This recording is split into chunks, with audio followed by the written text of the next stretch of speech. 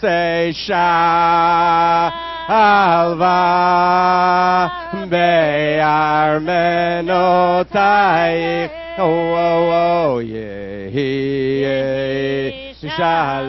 shalom, shalom, bechelech, bechelech, say shalva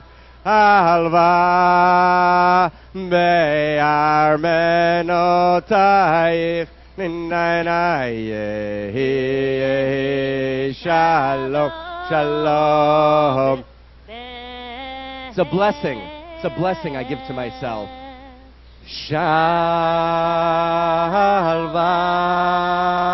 be'armenotayich yehi shalom, shalom, shalom bechelech, bechelech, shalva be'armenotayich.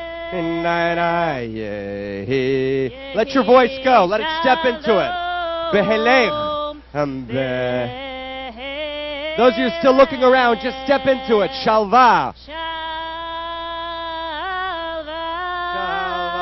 Be'armenotayich. Shalom.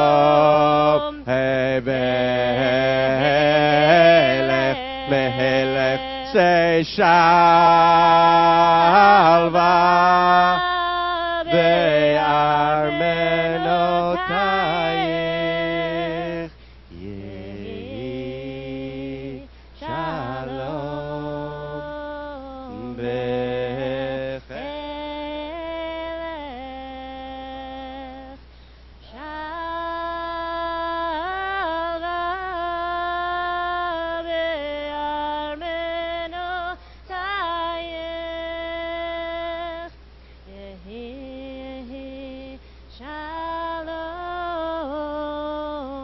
bechelech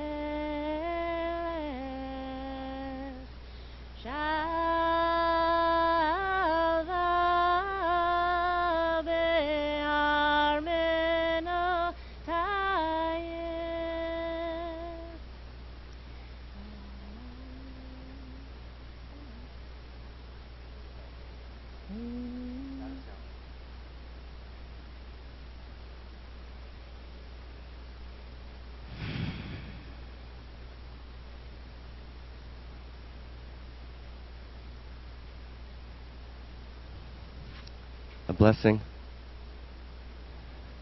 I think they may give us our mic back now. To all the brothers and sisters. Yehi shalom behelech. Give me one step up, please. Yehi shalom behelech. Let there be peace in your palace.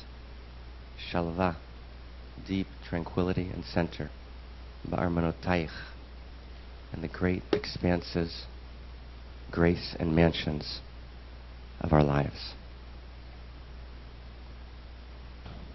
We're going to talk today, and I want to thank Erica Fox, my friend who teaches at Harvard Law School, spirit and negotiation.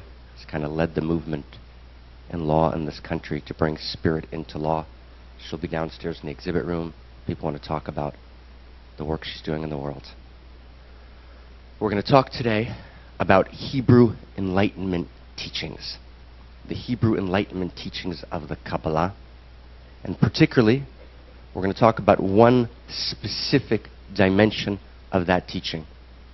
Now I want to just invite all of you in the little time we have to please, with total gentleness and love, try and let go for a second, if you can, of just kind of the usual way that we listen.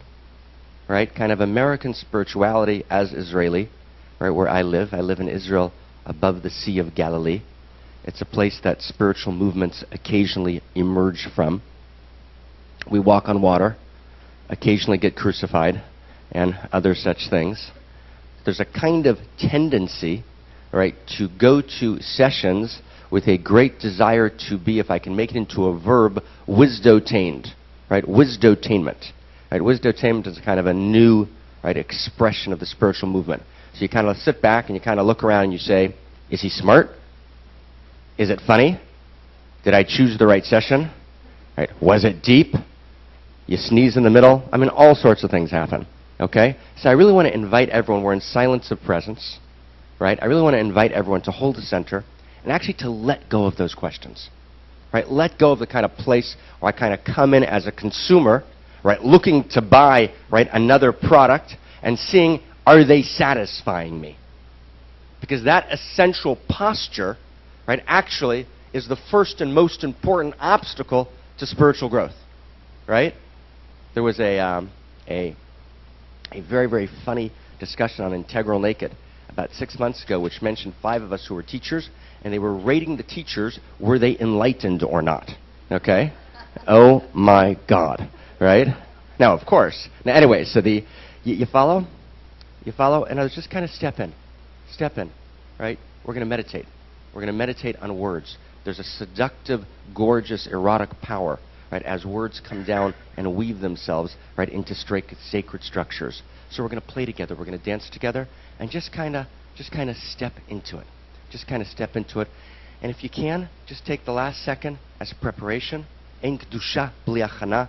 There's no holiness without preparation. Just for the last second, just to open your heart. Okay?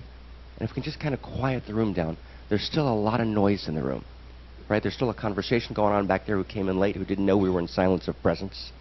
And there's just a lot of noise going on in each head. Little noise. You can hear the noise in the room, can't you? We can just kind of gently, right? Thank you so much. Thank you so much. Thank you so much. Just kind of, right? And you can feel the subtle energy shift in the room, right, as the mind's quiet. So the particular part of Hebrew wisdom we're going to talk about in the next hour or so is called temple consciousness. Temple consciousness. And we began to unpack this a couple of weeks ago at Genpo Roshi's Sangha, beautiful Sangha in Salt Lake City. It's about temple consciousness. Now, the temple, right, is not something that most people here in the morning woke up thinking about. Oh my God, as you woke up in the Sheraton Hotel, what will be with the Jerusalem temple? How many people woke up with that kind of question in their head? Anyone? No, good. Okay. So, funny kind of question, right? Why would I actually be interested in spending an hour of my life talking about temple consciousness? Well, the answer is because temple consciousness is actually central, right, to the way you think, feel, move, act, and breathe in the world in every way. But just to throw you an image for a second, you ever, and none of you probably watch movies, right? You're probably more involved in kind of a deeper, meditative, contemplative reflection. I understand that, okay? But you may remember, right, that there was a movie called Raiders of the Lost Ark. Anyone remember that? Okay. How many? No, just gotta do it quietly. Just got his hand, right? Right. How many people saw it? Okay. How many people saw it twice? How many people are lying? Okay. Good. Okay. Now, Raiders of the Lost Ark is about what? What's it about? It's about the Ark of the Covenant. Right? It's about the Ark of the Covenant. Right? And what is the Ark of the Covenant? The Ark of the Covenant is the Ark in Jerusalem, right? Which sits in the Sanctum Sanctorum, right? In the Holy of Holies in Jerusalem. And above the Ark of the Covenant, there are 2 cherubs, right? 2 cherubs is kind of angelic, right, kind of figures, right, who sit above the Ark of the Covenant. Now, let me ask you a question. With all due respect to, right, the Holy Indiana Jones, right, why wouldn't we just let the covenant stay lost? Right? Why do we need to find this covenant? What does it matter to us? Right? Why are we looking for this covenant? Raiders of the Lost Ark. So what this is kind of telling us is there's a kind of cultural, spiritual symbol at play here, right? There's a lost ark, right? And kind of this movie kind of sweeps America, and we need to recover this lost ark because this lost ark speaks about something. It's kind of like, right, actually precisely, it's the source of the Grail quest. Anyone heard of the Grail quest? We've all heard of the Grail quest, right? What's the Grail quest? Well, we're not quite sure what that is either, right? But there's this quest in which we're looking for the Grail, and the Grail is somehow consciousness, right? It's somehow redemption.